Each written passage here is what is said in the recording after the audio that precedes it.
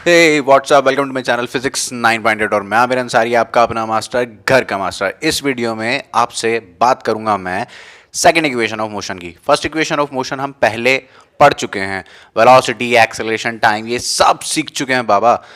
First equation of motion क्या थी? v equals to u plus a t. तो वो था वेलोसिटी और टाइम में रिलेशन। किस किस में रिलेशन था? वेलोसिटी और टाइम में रिलेशन। लेकिन आज मैं आपसे डिस्प्लेसमेंट और टाइम में रिलेशन डिस्कस करूंगा। तो किसी भी करेक्शन के लिए वीडियो का डिस्क्रिप्शन जरूर पढ़ लें। जल्दी से कॉपी पेन निकालो, शुरू करते हैं।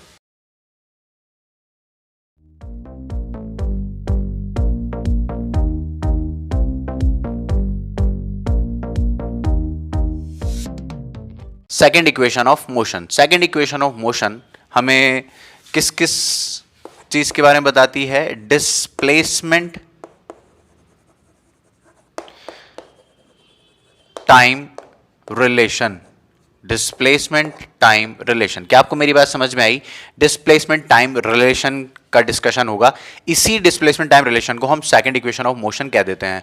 फर्स्ट इक्वेशन ऑफ मोशन आपको याद तो होगी ना, v is equals to u plus a t. तो ये है फर्स्ट इक्वेशन ऑफ मोशन। अभी इसका भी यूज होने वाला है, बहुत ध्यान से सुनना। चलो हम कंसीडर करते हैं कि कोई हमारी एक कार है,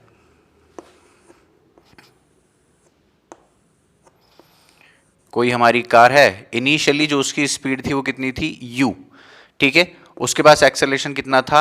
a। तो आफ्टर टी टाइम, ये सब कब हुआ? At time t equals to zero. Initially, मैं यहां पे एक वर्ड लिख रहा हूं, इनिशियली, INITIALLY। तो इनिशियली इसके पास जो वेलोसिटी थी वो कितनी थी? u। ठीक है, ये इसकी इनिशियल वेलोसिटी है। ये इसका एक्सेलरेशन है जो वक्त के साथ नहीं बदलेगा, कांस्टेंट है। इस बात पे बहुत सारे लोग ध्यान नहीं देते कि एक्सेलरेशन कांस्टेंट है, लेकिन एक्सेलरेशन कांस्टेंट रहेगा, वेरिएबल नहीं है। बात समझ में आ गई क्या? ये हमारा 9th क्लास का जो डिस्कशन है उसके अंदर एक्सेलरेशन कभी भी वेरिएबल नहीं होगा, बहुत ध्यान से सुनना। तो अब मैं आपसे ये कहना चाहता हूं कि आफ्टर टी टाइम ये कितना डिस्प्लेसमेंट कवर कर जाएगा? समझ में आया क्या? तो हम लिखते हैं यहां पर, बहुत ध्यान से सुनो। Let us consider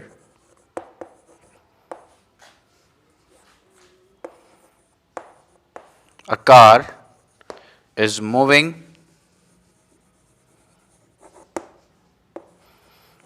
with u initial velocity and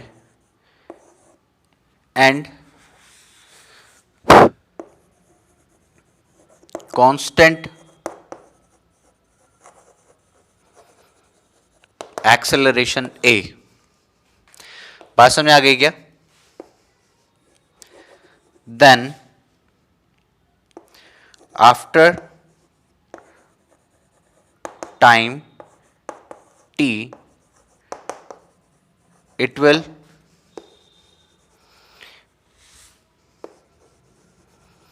cover s displacement। ये लिखा हमने। तो अब हमें ये पता लगाना है कि ये एस डिस्प्लेसमेंट कितना होगा। बात समझ में आएगी कि आफ्टर टाइम टी ये कितना डिस्प्लेसमेंट कवर कर जाएगी, इसके बारे में बात करना है। बहुत ध्यान से सुनना। आपको और मुझे पता है कि डिस्प्लेसमेंट वेलोसिटी इनटू टाइम होता है।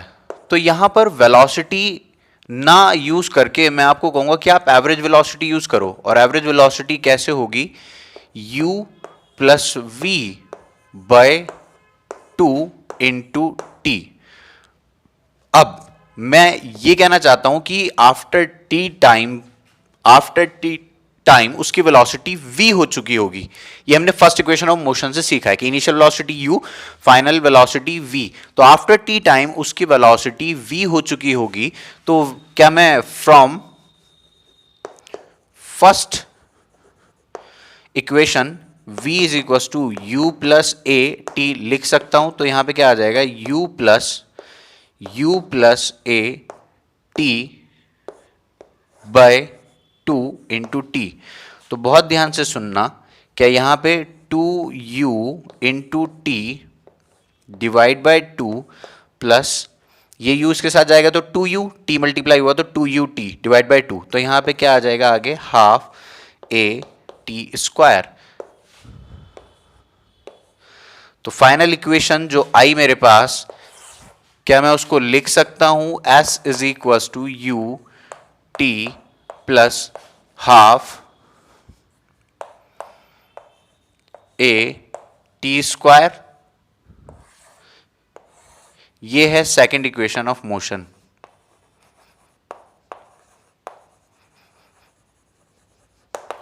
सेकेंड इक्वेशन ऑफ मोशन और डिस्प्लेसमेंट टाइम रिलेशन।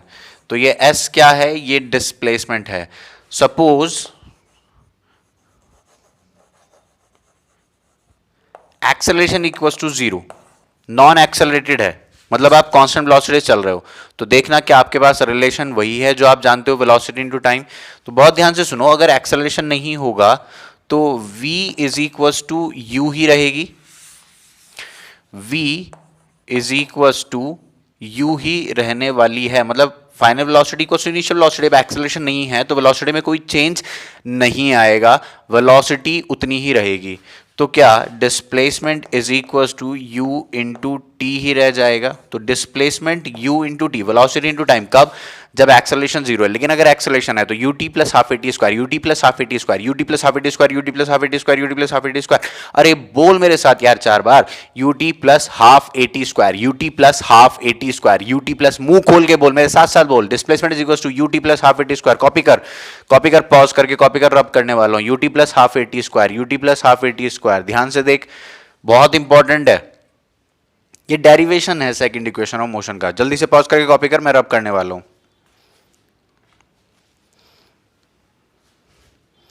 एक छोटा सा ग्राफ डिस्कस करते हैं यार। क्या डिस्कस करते हैं, ग्राफ, डिस्प्लेसमेंट का टाइम के साथ।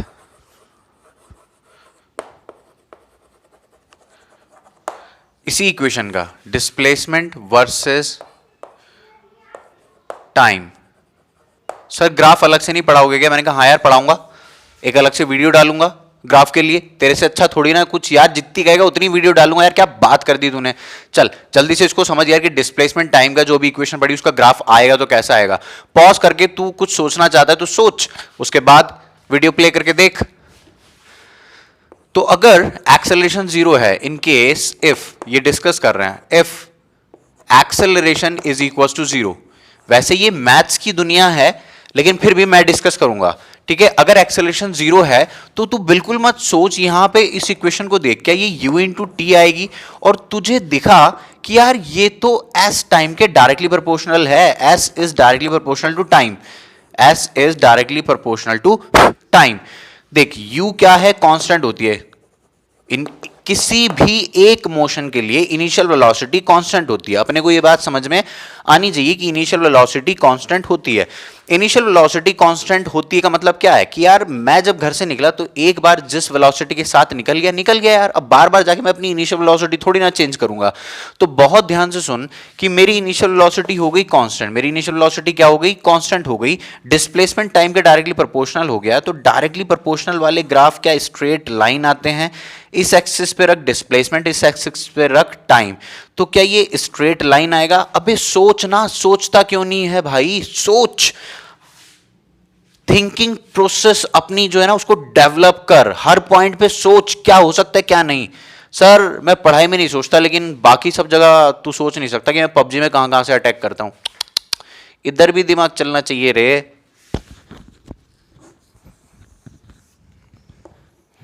तो डिस्प्लेसमेंट वर्सेस टाइम, अगर एक्सेलरेशन 0 है, लेकिन हमने जो इक्वेशन पढ़ी अभी उसके अंदर तो एक्सेलरेशन है। अगर एक्सेलरेशन है तो हम कैसे ग्राफ बनाएंगे, ध्यान से देखना। तो if acceleration is non zero, acceleration 0 नहीं है लेकिन कांस्टेंट है, बट कांस्टेंट, समझ में आ गया क्या। तो अगर कांस्टेंट होगा तो ग्राफ कैसा जाएगा, बहुत ध्यान से सुनो। अगर मैं ग्राफ बनाने से पहले आपको इक्वेशन के पास लेके चलूं तो अभी अभी हमने इक्वेशन क्या देखी थी, s equals to u t plus half a t square, s equals to u t plus half a t square, s equals to u t plus half a t square, s equals to u t plus half a t square. चल ध्यान से देख, तो ध्यान से देख, ये आज डायरेक्टली प्रोपोर्शनल नहीं है, s is directly proportional to t square. तो मैं क्या कहना चाहता हूं कि जो भी वेरिएबल की हाईएस्ट पार होती है, आंखें खोल के देख, जो भी वेरिएबल की हाईएस्ट पार होती है, यहां पे t की हाईएस्ट पार क्या है, 2, तो t की हाईएस्ट पार अगर 2 है तो s directly proportional to t square कहा जाएगा। इससे पहले वाली इक्वेशन में t की पावर 1 थी, तो हमने क्या कह दिया, s is directly proportional to t, s is directly proportional to t। लेकिन यहां पे जो रिलेशनशिप है वो लीनियर नहीं है। इस वाली रिलेशनशिप को तो हम क्या कहते हैं, लीनियर रिलेशनशिप।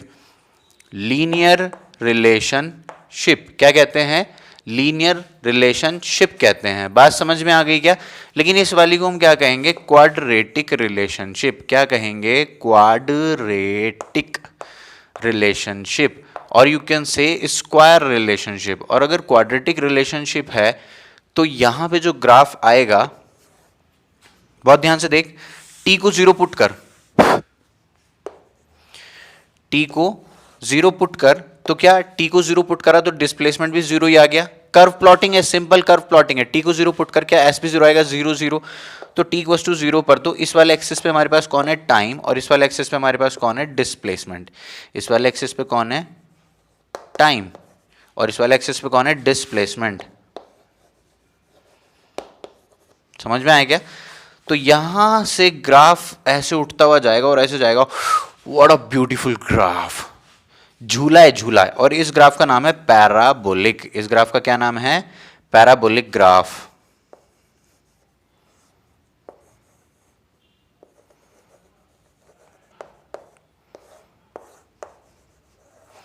समझ में आया क्या, पैराबोलिक ग्राफ। बात समझ में आई बाबा, इसे कहते हैं पैराबोलिक ग्राफ।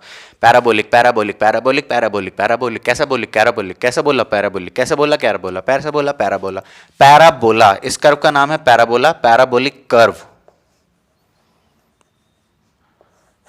समझ में आया क्या? चल अड़ा बत्ती बुझा सो जा। अभी हम और क्या पढ़ेंगे यार, इसके कुछ क्वेश्चंस देखते हैं यार, ठीक है, इसको नोट कर फटाफट से, फिर हम कुछ सवाल देखते हैं कि इसके ऊपर सवाल कैसे आते हैं।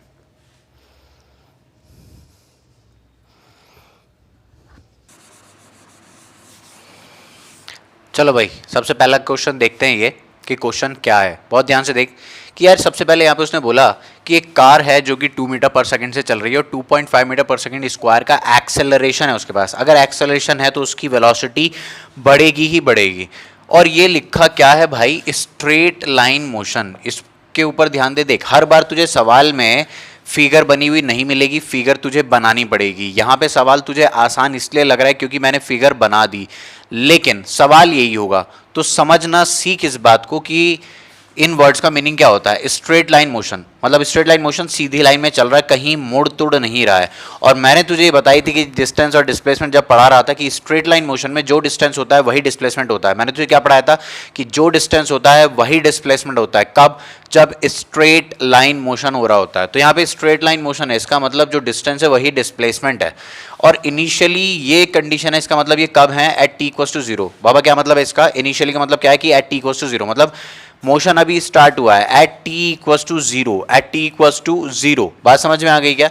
तो बहुत ध्यान से सुन कि इनिशियली मतलब है t equals to 0, straight line motion है, मतलब कि जो डिस्टेंस है वही डिस्प्लेसमेंट है। बात समझ में आ गई क्या? तो उसने देर से बोला find distance displacement covered by the car in t equals to 10 second. क्या तुझे मेरी बात समझ में आई? बहुत शानदार। इधर देख, तो बाबा अगर ऐसा है, अगर ऐसा है तो कुछ नहीं, अपनी सिंपल वही वाली इक्वेशन काम आएगी। अपने पास इनिशियल वेलोसिटी है, हाँ है।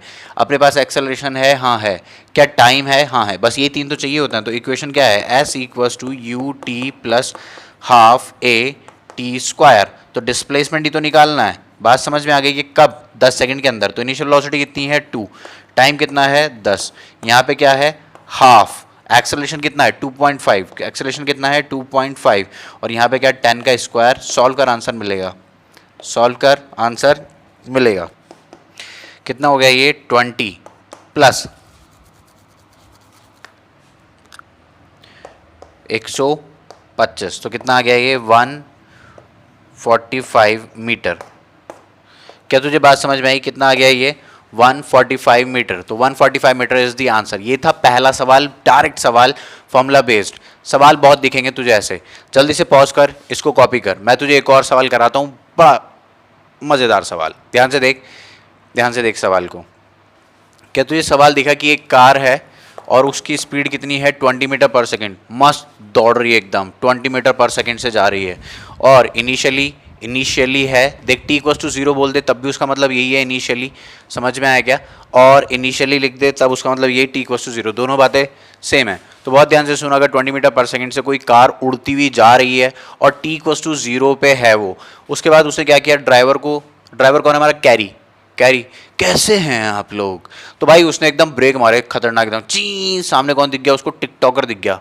उसने कहा भाई इसको तो उड़ाना है, लेकिन उसने ब्रेक लगाने शुरू कर दिए, कुछ उसके दिल में रहम आ गया, तो कैरी ने अप्लाई करे ब्रेक कुछ इस तरीके से कि कार 15 सेकंड में रुक गई। मतलब जिस वक्त उसने कार के ब्रेक अप्लाई करने शुरू करे 15 सेकंड के बाद कार रुक गई।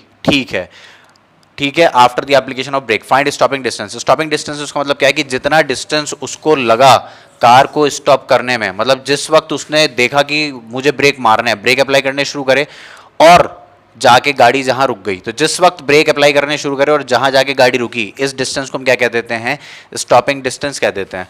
तो सर मुझे तो यहाँ पे सवाल में एक्सेलरेशन तो दिया ही नहीं, अब मैं कैसे करूँ, मैं जा रहा हूँ, मैंने कहा रुक जा रात चंदा, सुन इधर। तो भाई एक्सेलरेशन नहीं पता, तो मैं एक्सेलरेशन कैसे निकालूं? क्या मुझे फर्स्ट इक्वेशन ऑफ मोशन याद है? बहुत ध्यान से देख सॉल्यूशन को, कि मुझे v is equals to u plus a t याद है। सर तू इसे क्यों याद कर रहा है, इसका क्या से रोल आ गया, डिस्टेंस पूछा है, डिस्प्लेसमेंट पूछा है, फर्स्ट इक्वेशन क्यों लगा रहा है भाई? मैंने कहा भाई वेलोसिटी दे रखी है, एक्सेलरेशन नहीं दे रखा, उसकी जरूरत पड़ेगी भाई, समझे भाई? तो इस वाली इक्वेशन से ना आप एक्सेलरेशन निकाल लोगे। v दे रखी है उसने 0 मीटर पर सेकंड। सर तुझे कैसे पता? मैंने कहा भाई जाके रुक गई ना, तो रुक गई तो वेलोसिटी 0, समझ में आया क्या? तो 0 और यहाँ पे कितना है 20 मीटर पर सेकंड इनिशियली है, प्लस a और टाइम कितना लग गया उसको 15 सेकंड। तो एक्सेलरेशन कितना आ जाएगा, बहुत ध्यान से देख, क्या -20 डिवाइड बाय 15, 5 3 50, 5 4 20, तो एक्सेलरेशन कितना आ गया भाई, -4/3 मीटर पर सेकंड स्क्वायर। बात समझ में आ गई क्या? बहुत शानदार। तो मेरे पास एक्सेलरेशन तो आ गया। सर एक्सेलरेशन माइनस में, सर सीरियल चल रहा है 3 बार, ध्यान से सुन, -4/3 मीटर पर सेकेंड स्क्वायर। तो बहुत ध्यान से देख यार, तो डिस्प्लेसमेंट क्या है, you t plus half a t square. चाहे तो स्टॉपिंग की बात हो, चाहे उड़ने की बात हो, मतलब तेज चलने की बात हो, हमेशा यही इक्वेशन है। एक्सेलरेशन नेगेटिव रख के हमारे पास रिटार्डेशन वाली बात होती, तो ये रिटार्डेशन हो रहा है भैया, क्या हो रहा है, रिटार्डेशन का हो रहा है, रिटार्डेशन।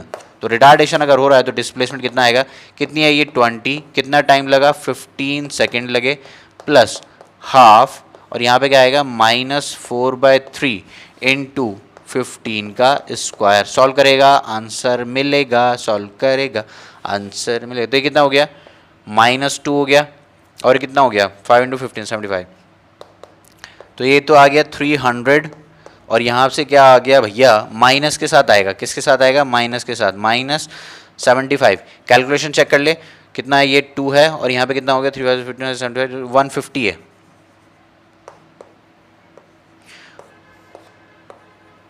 तो 300 माइनस 150, तो फाइनल आंसर क्या आ गया, displacement is equals to 150 metre, यानी 150 मीटर चलने के बाद गाड़ी रुक जाएगी, 150 मीटर चलने के बाद गाड़ी रुक जाएगी। बात समझ में आ गई क्या?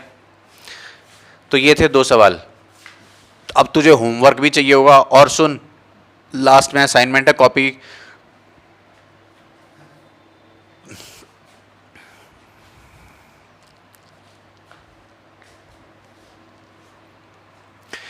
सुन, लास्ट में असाइनमेंट भी है, असाइनमेंट भी नोट करके जाना, और वीडियो के डिस्क्रिप्शन में एक असाइनमेंट है, उसको भी नोट कर लेना।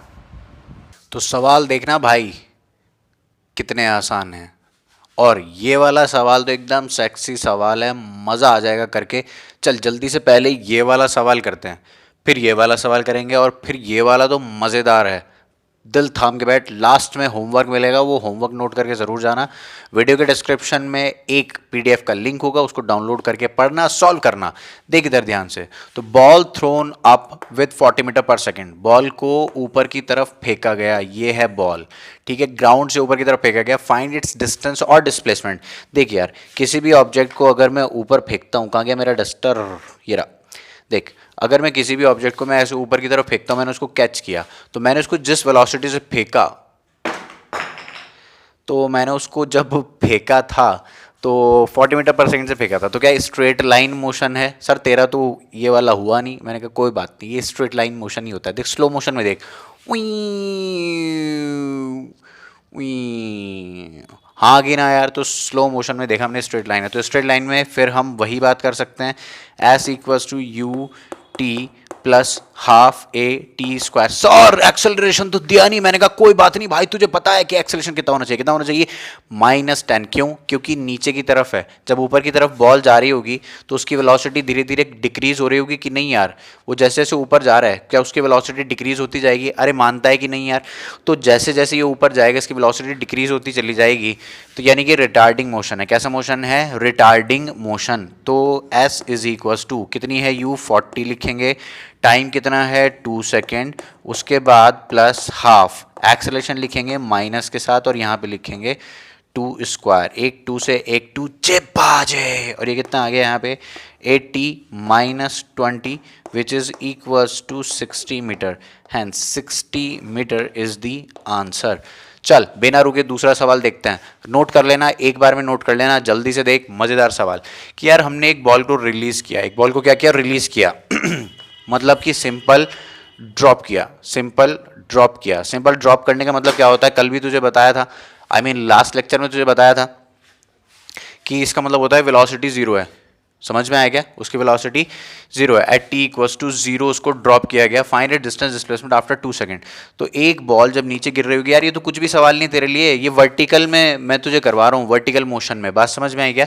तो आज फिर वही लगा, s equals to u t plus half a t square. बात समझ में आ गई क्या? सर अभी भी रिटार्डेशन हो गया क्या? मैंने कहा ना ना ना ना, ये एक्सेलरेटेड मोशन है, और यू तो क्या है?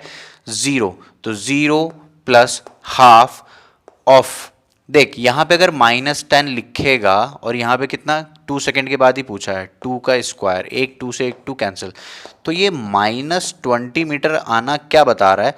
बहुत ध्यान से सुन, ये 20 मीटर माइनस में आना ये बता रहा है कि उसने डिस्प्लेस तो -20 मीटर आना ये बता रहा है कि ये जिस पॉइंट से हमने ड्रॉप किया उससे नीचे की तरफ है। अभी मैंने तुझे बताया था साइन कन्वेंशन होती है। साइन कन्वेंशन हमने तब भी डिस्कस की थी जब हमने डिस्टेंस और डिस्प्लेसमेंट पढ़ा था। उसके अंदर क्या था कि ऊपर वाली डायरेक्शन पॉजिटिव थी, नीचे वाली डायरेक्शन क्या थी? नेगेटिव। राइट वाली डायरेक्शन पॉजिटिव, लेफ्ट वाली डायरेक्शन नेगेटिव। तो ये -20 मीटर आना ये बता रहा है कि जिस भी पॉइंट से आपने ड्रॉप किया, जिस भी पॉइंट से मोशन स्टार्ट हुआ, वहाँ से नीचे की तरफ है, मतलब नीचे। तो -20 मीटर आंसर हो सकता है, या अगर s इक्वल्स टू 20 मीटर भी लिखा हो वो भी आंसर है। समझ में आएगा? जल्दी से पॉज करके इन दोनों को कॉपी कर, फिर मैं तुझे बढ़िया वाला सवाल कराता हूँ। बहुत मस्त सवाल है, जल्दी से पॉज करके कॉपी कर। पॉज कर ले, कॉपी कर ले, मैं रब करता हूँ फिर। तो जल्दी से पढ़ यार इस सवाल को, मजेदार सवाल है। मान ले कि 30 माले पे 30 मंजिल ऊपर कोई बच्चा खड़ा है और उसने ऊपर से एक पत्थर फेंक दिया। फेंका, ड्रॉप नहीं किया, फेंका है। हो, फेंका है भाई, तो पता नहीं क्या हो जाएगा। बहुत ध्यान से सुन।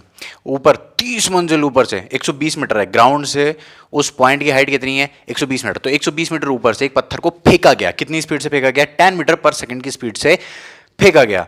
और तेरे से पूछ रहा है कि कितना टाइम लगेगा उसको गिरने में। Find time taken by the ball to hit the floor.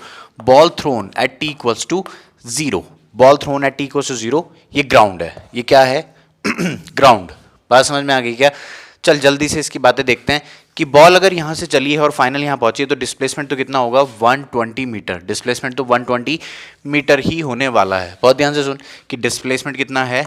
120 metre. क्या उसकी इनिशियल वेलोसिटी है? हाँ है। कितनी है वो? 10 मीटर पर सेकंड। क्या एक्सेलरेशन है? हाँ है 10 मीटर पर सेकंड स्क्वायर। सर मैं 9.8 लिख लूँ क्या? लिख ले यार, इससे कैलकुलेशन आसान होती है। और सुन, क्या सारी चीज़ें नीचे की तरफ हैं? डिस्प्लेसमेंट भी नेगेटिव में है, यू भी नीचे की तरफ है, वो भी माइनस में है, और एक्सेलरेशन भी माइनस के साथ। अगर तू इन वेरिएबल्स के साथ भी चलेगा तो कोई प्रॉब्लम नहीं आएगी, ये कैंसिल हो जाएंगे। माइनस जो मैं कंसिडर करके चल रहा हूँ, ये माइनस कैंसिल हो जाएगा। देख कैसे, s equals to u t plus half a t square, यही तो एक इक्वेशन है अपने पास। तो u की जगह क्या रखेगा? -10। टाइम हमें निकालना है, टाइम ही तो निकालना है। s कितना है? -120। s कितना है? -120। और यहां पे देख प्लस हाफ, और यहां पे क्या है? -10 इंटू टी का स्क्वायर। तो बहुत ध्यान से देख, माइनस तो बच गया ना यार, माइनस तो बच गया। और 0 0 0 0 और कैंसिल कर दे, 10 से पूरी इक्वेशन को डिवाइड कर दे, तो क्या बच जाएगा? बहुत ध्यान से देख, यहां क्या बचेगा? 12 is equals to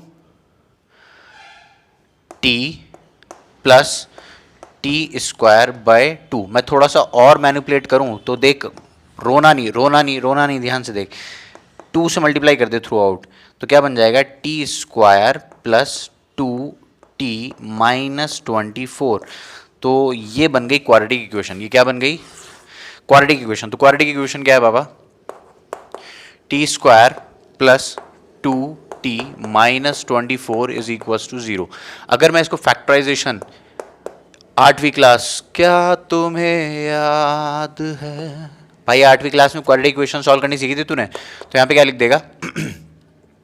6t -4t -24 equals to 0। इधर से क्या ले ले? t कॉमन ले ले, t प्लस 6 -4 कॉमन ले ले, t प्लस 6 इक्वल्स टू 0।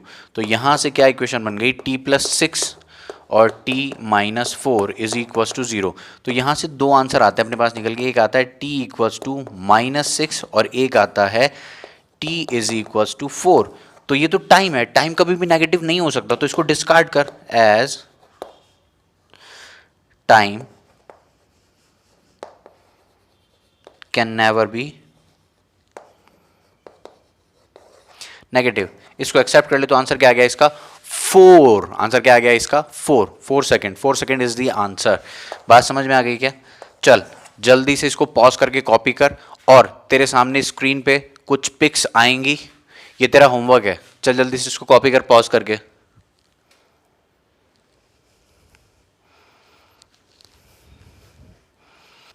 तो ये रहा होमवर्क आपकी स्क्रीन पे। Question number 1, question number 2, question number 3 और क्वेश्चन नंबर 4। ये चार सवाल तेरे होमवर्क में, इनको करना और आंसर कमेंट सेक्शन में लिखना।